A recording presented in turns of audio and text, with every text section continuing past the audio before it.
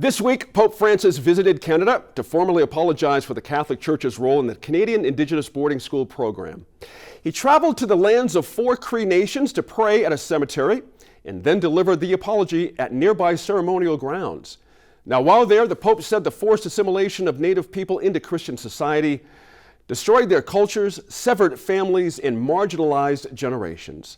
It's something Native people across North America have been waiting to hear.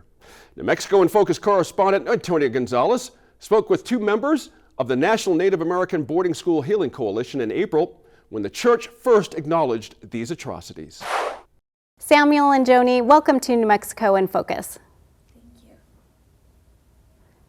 you. Joni, start us off and just tell us, what was your reaction when you heard that Pope Francis had apologized to Canada's Indigenous people for the Catholic Church's role in the Indian residential schools?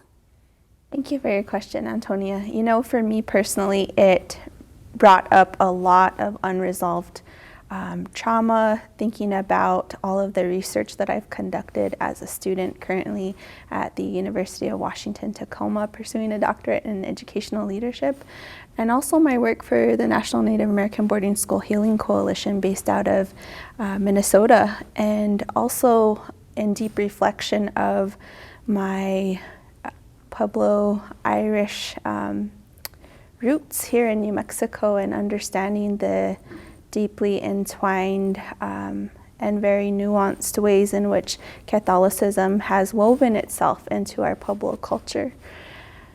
I also reflected on the ways in which our survivors and their families, as well as those who did not return home, may have had mixed feelings on the apology, whether it was accepted wholeheartedly or that it's a good start.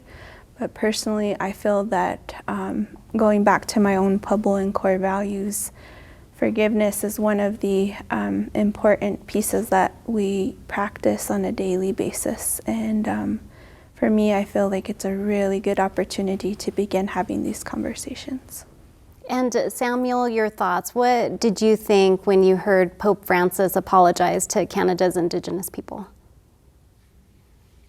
First of all, I just want to say thank you for having our voice on this segment right now, and I really appreciate the words shared by Joni.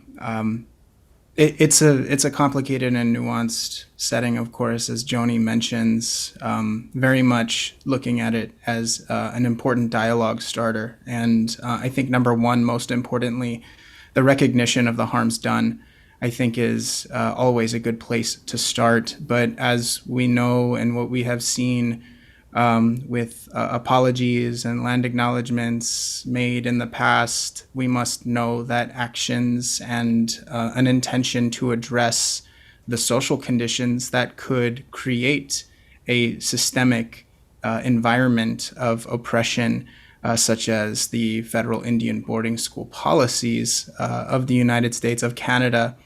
And on behalf of the Catholic Church, issuing an apology, of course, I think is important, and it can't be understated that for many survivors, descendants, families, relatives that have been deeply impacted by this, I know that there are a lot of folks that have been waiting a long time to hear words such as these, and so there is some healing power in that, the ability to transform those deep wounds into a place of hope, of growth, of healing. That said, we know that there's also a lot that the Catholic Church and other Christian denominations and settler nation governments can do to be able to back up those words of apology. And Joni, the apology from Pope Francis was to Indigenous people in Canada. What do you think people here in the United States, when it comes to Native Americans, Alaska Natives, who went through boarding school systems here, which a lot of our stories mirror what was going on in Canada. What do you think that Native people here want to see from the Catholic Church? Thank you. I can agree more with my brother Sam, and I definitely feel that this is a great step. There's so much momentum happening right now, and much like our Métis, our Inuit and First Nations relatives in Canada, we want an acknowledgement as well here in the United States, and it's important to also understand that each community and their respective experiences are going to be very different in terms of what they define as reparations, what that could look like.